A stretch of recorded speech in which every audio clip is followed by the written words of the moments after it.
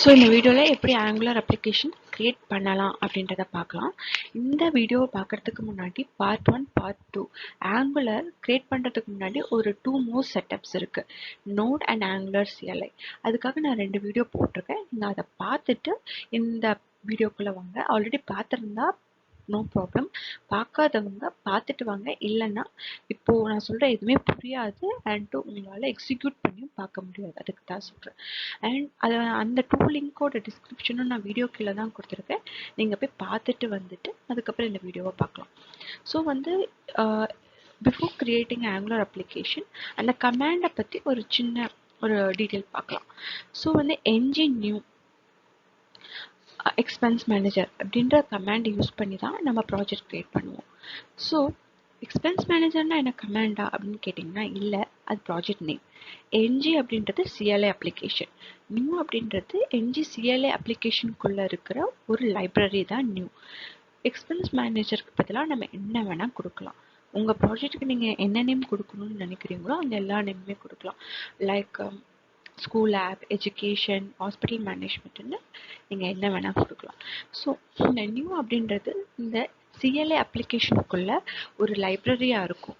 So நம்ம அந்த கமாண்டை கொடுக்கும்போது அது என்ன பண்ணும் அப்படின்னா, ஒரு புது அப்ளிகேஷனை ஒரு ஸ்ட்ரக்சர்டாக க்ரியேட் பண்ணி நம்மளுக்கு கொடுக்கும். ஸோ இந்த சிஎல்ஐ அப்ளிகேஷன் அப்படின்னா என்ஜி சிஎல்ஐ அப்ளிகேஷன் தான் சொல்லுவாங்க. ஸோ இந்த அப்ளிகேஷனை வச்சு நம்ம என்னென்ன பண்ணலாம் அப்படின்னா, க்ரியேட் பண்ணலாம், மேனேஜ் பண்ணலாம், அப்ளிகேஷன்ஸை ரன் பண்ணலாம், கம்பைல் பண்ணலாம், அண்ட் நம்ம நிறையா வெப் அப்ளிகேஷன்ஸ் க்ரியேட் பண்ணலாம், வேரியஸ் வெப் அப்ளிகேஷன்ஸை க்ரியேட் பண்ணலாம். ஸோ இதெல்லாம் இந்த என்ஜி சிஎல்ஐ அப்ளிகேஷனாக என்னென்னா, அதுதான் ஆங்குலர் பிளாட்ஃபார்ம். அதுதான் நம்ம டெக்னிக்கலாக என்ஜி சிஎல்ஐ அப்ளிகேஷன் நான் சொல்கிறேன். ஸோ அதனால தான் நம்ம ஆங்குலர் அப்ளிகேஷனில் மோஸ்ட்டாக கோடை ரன் பண்ணுறதுக்கும் சரி, எக்ஸிக்யூஷன் பண்ணுறதுக்கும் சரி, பேக்கேஜஸ் இன்ஸ்டால் பண்ணுறதுக்கும் மோஸ்ட் ஆஃப் திங்ஸ்க்கு நம்ம என்ஜி அப்படின்ற கமாண்ட் யூஸ் பண்ணுவோம். ஸோ மோஸ்ட்டாக இந்த அப்ளிகேஷன் எப்படி டெவலப்ட் ஆகிருக்கு அப்படின்னா, ஜாவா ஸ்கிரிப்ட் தான் ஃபுல்லுமே லைப்ரரிஸ். அதுக்கப்புறம் Node.js என்வரான்மெண்ட்டில் தான் இது ஒர்க் ஆகிருக்கு. ஸோ ஆங்குலர் பிளாட்ஃபார்ம் ஃபுல்லுமே ஒரு என்ஜி சிஎல்ஐ அப்ளிகேஷன் தான். அதில் நம்மளுக்கு நம்பர் ஆஃப் லைப்ரரிஸ் வச்சு அவங்க ஒரு பிளாட்ஃபார்ம் க்ரியேட் பண்ணியிருக்காங்க.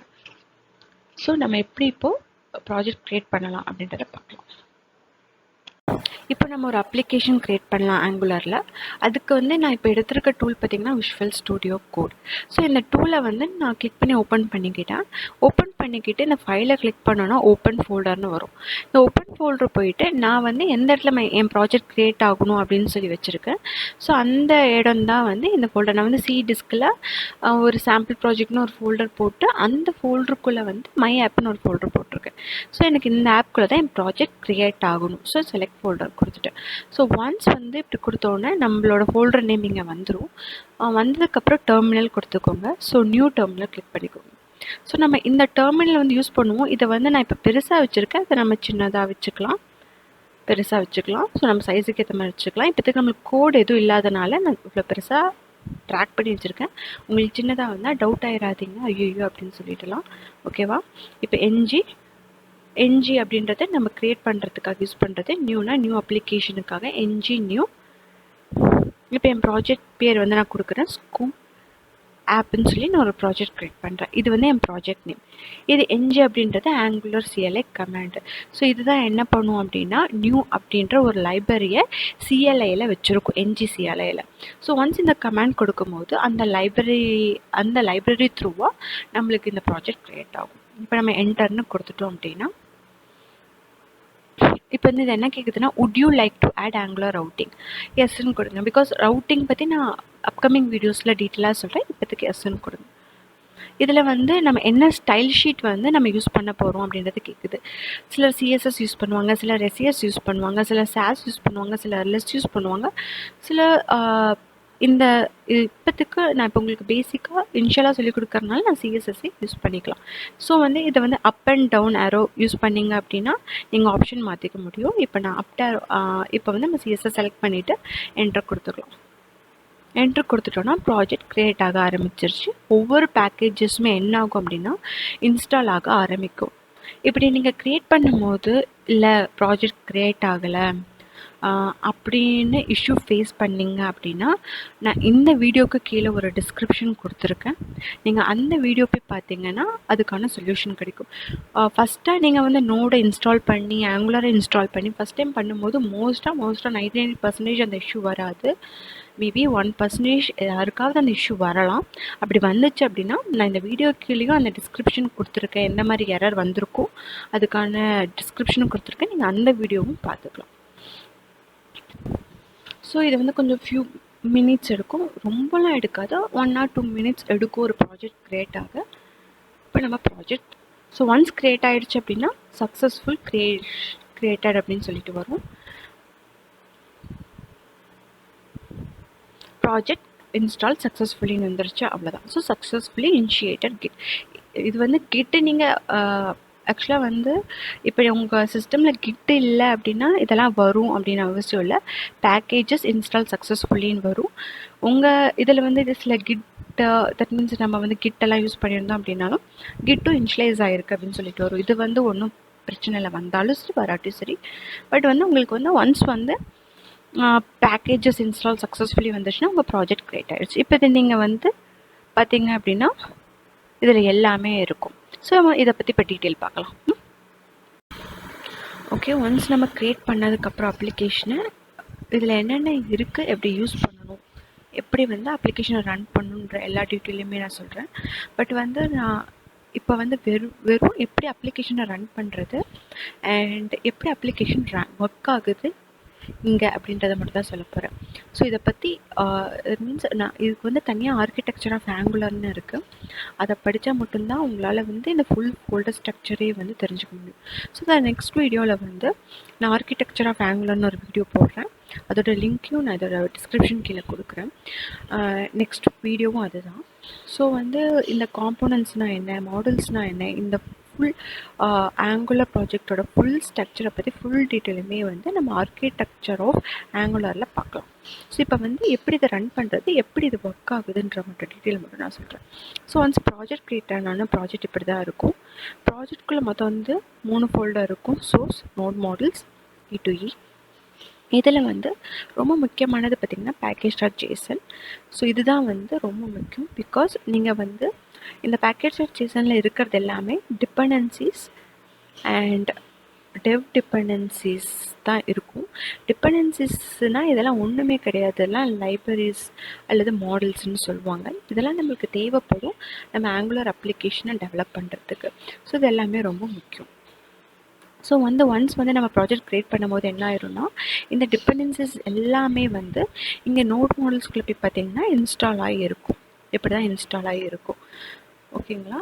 இப்போ வந்து இது இன்ஸ்டால் ஆகிருக்கு அப்படின்றது இது வந்து நம்ம ஃபர்தராக வந்து எக்ஸ்ட்ரா லைப்ரரிஸ் வேணும் அப்படின்னா இது எப்படி யூஸ் பண்ணுறது எல்லாமே நம்ம அப்கமிங் வீடியோஸில் சொல்கிறேன்.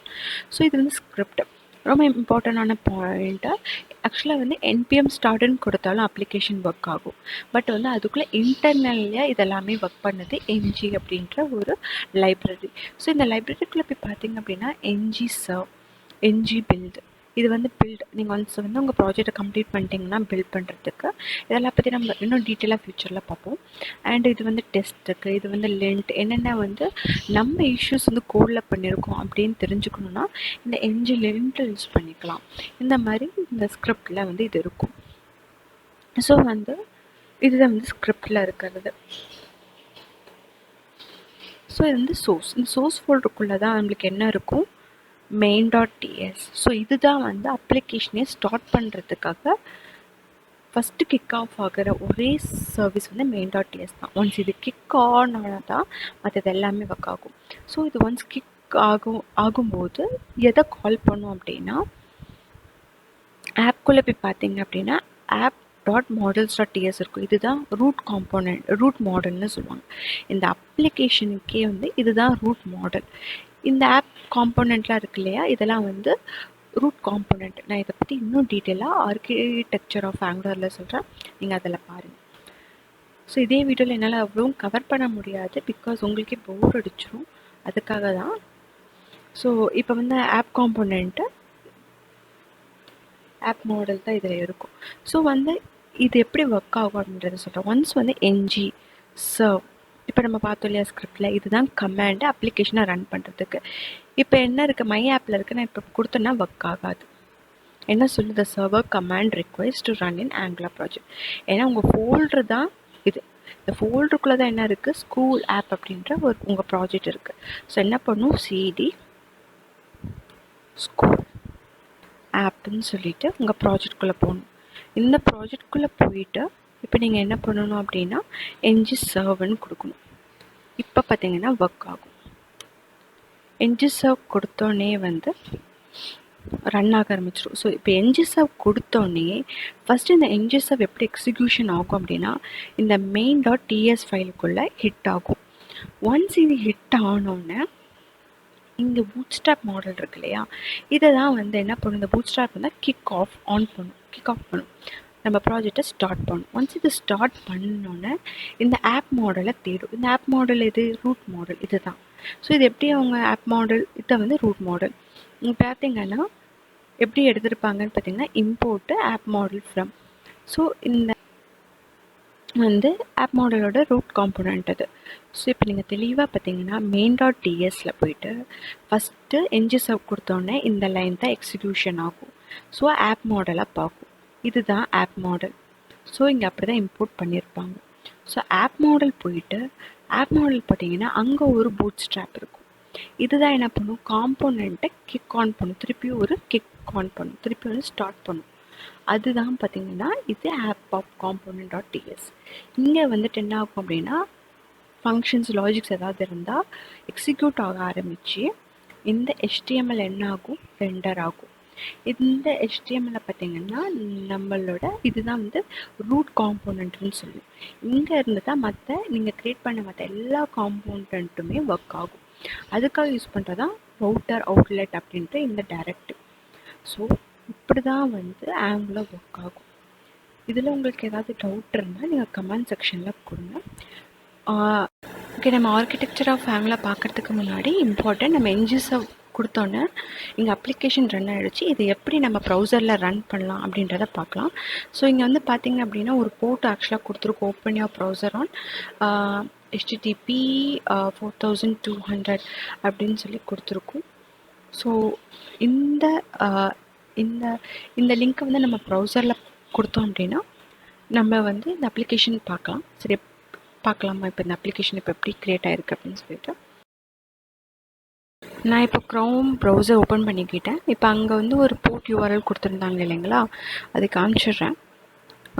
இப்போ இந்த போர்ட் URL பார்த்திங்கன்னா இங்கே கொடுத்துருக்காங்க, open your browser on localhost 4200 port. இது வந்து ஒரு இதில் மட்டும்தான் ரன் ஆகும். நீங்கள் மல்டிபிள் அப்ளிகேஷன் ஒர்க் பண்ணும்போது அது கேட்கும், போர்ட் நம்பர் சேஞ்ச் பண்ணுமா, ஆல்ரெடி இந்த போர்ட் வந்து ஒர்க்கிங்கில் இருக்குன்ற எல்லா டீட்டெயிலுமே சொல்லும். இப்போ நீங்கள் இது போயிட்டீங்க அப்படின்னா இப்படி கொடுத்துட்டிங்க அப்படின்னா இப்போ பார்த்திங்கன்னா நம்ம அப்ளிகேஷன் ஒர்க் ஆகுது.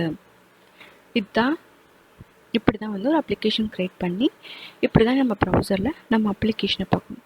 This how we need to create a web application. So next வீடியோவில் நம்ம ஆர்கிடெக்சர் ஆஃப் ஆங்குலர் பார்ப்போம். தேங்க்யூ. ஸோ தேங்க்ஸ் ஃபார் வாட்சிங். இந்த வீடியோ உங்களுக்கு யூஸ்ஃபுல்லாக இருந்தால் சப்ஸ்கிரைப், லைக் பண்ணுங்கள். அண்ட் நம்ம நெக்ஸ்ட் வீடியோவில் பார்ப்போம்.